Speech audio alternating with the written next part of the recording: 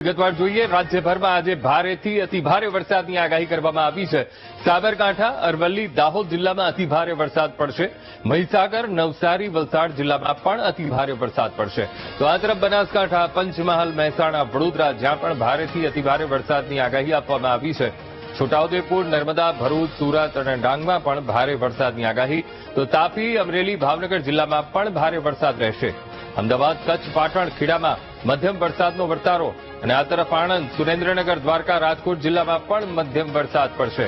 તો જામનગર, પોરબંદર, જૂનાગઢ, અમરેલીમાં પણ વરસાદની આગાહી।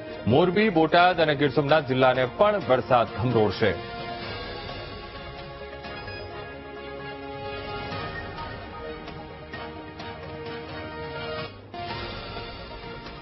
જામનગરના આમરા ગામે વરસાદની સ્થિતિ જોવા માટે હવામાન વિભાગ કે કોઈ ટેકનોલોજીનો નહીં પણ 300 થી 400 વર્ષ જૂની એક પરંપરાનો ઉપયોગ કરાય છે। આમરા ગામે કૂવામાં રોટલો પધરાવી વરસાદનો વર્તારો નક્કી કરવાની વર્ષો જૂની પરંપરા આજે પણ અનુસરાય છે। અષાઢ મહિનાના પ્રથમ સોમવારે કૂવામાં રોટલો પધરાવવાની પ્રથા છે। રોટલાની દિશા મુજબ વરસાદની સ્થિતિ નક્કી કરવામાં આવે છે। રોટલો ઉગમણી દિશા તરફ જાય તો વરસાદ સારો અને આથમણી દિશા તરફ જાય તો ઓછો થાય તેવી એક માન્યતા છે। આ વર્ષે રોટલો ઉગમણી દિશામાં જતા વરસાદ સારો થવાની આગાહી અપાઈ છે।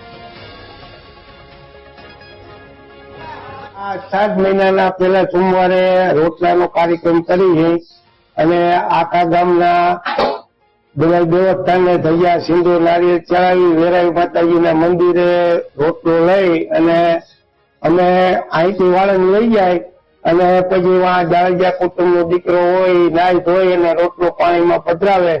પછી રોટલો પડે એના ઉપર અમે તારણ કાઢી ઉગમણી દિશામાં જાય, આથમણી દિશામાં જાય, અષાઢી દિશામાં કે દક્ષિણ દિશા એના ઉપર અમે वरसादના वर्ताराનું અમે तारण काटिए। आमरा गाँव है, यहाँ पे ये वर्षों से जो रीत चली आ रही है कि बारिश का अनुमान लगाना, तो उसमें ये 150-200 साल से परंपरा चली आ रही है। उसमें ये वेराई माता जी का मंदिर है, उसके बगल में कुआं है। कुएं में जो रोटला डालने की जो परंपरा है, वो परंपरा को आज हम लोगों ने यहाँ पूरा किया है। वो जो रोटला डालने का ये है। ભાવનગરમાં સારો વરસાદ પડતા સારા પ્રમાણમાં વાવણી થઈ છે। મોટાભાગના ખેતરોમાં કપાસ અને મગફળીનું વાવેતર કરવામાં આવ્યું છે। જિલ્લાના મોટાભાગના ખેતરોમાં વાવણી પૂર્ણતાને આરે પહોંચી ગઈ છે। તો જિલ્લામાં અંદાજિત 1,60,000 હેક્ટર વિસ્તારમાં કપાસનું વાવેતર થયું છે। 85,000 હેક્ટર વિસ્તારમાં મગફળીનું વાવેતર થયું છે। તો ગત વર્ષની તુલનાએ પ્રથમ વરસાદે બંને પાકના વાવેતરમાં વધારો થયો છે। મોટાભાગના ડેમોમાં પાણીની સારી આવક થઈ છે। તો જે એવરેજ વાત કરીએ તો 2.5 લાખ હેક્ટર જેવો કપાસનું વાવેતર ખરીફમાં હોય છે અને સાથે સાથે 1,10,000 હેક્ટર જેવું મગફળીનું વાવેતર હોય છે।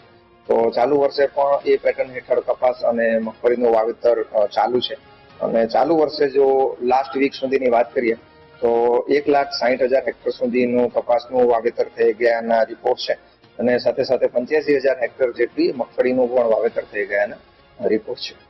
ચોમાસાની શરૂઆતની સિઝનમાં આટલો બધો વરસાદ પડવાથી ડેમ ભરાવાની સ્થિતિમાં હજી પણ ચોમાસું બાકી હોય, ધીમે ધીમે ડેમ ભરાશે અને એથી પાણીની સપાટીમાં હજી પણ વધારો થવાની શક્યતા છે। જેથી આગામી સિંચાઈ માટે અને ભાવનગર જિલ્લાની જે મેન યોજના છે શેત્રુંજી માટે અને પીવાની પાણીની સમસ્યા છે તે ભાવનગર જિલ્લાને અત્યારે કાંઈ ઓલું થાય શક્ય નથી।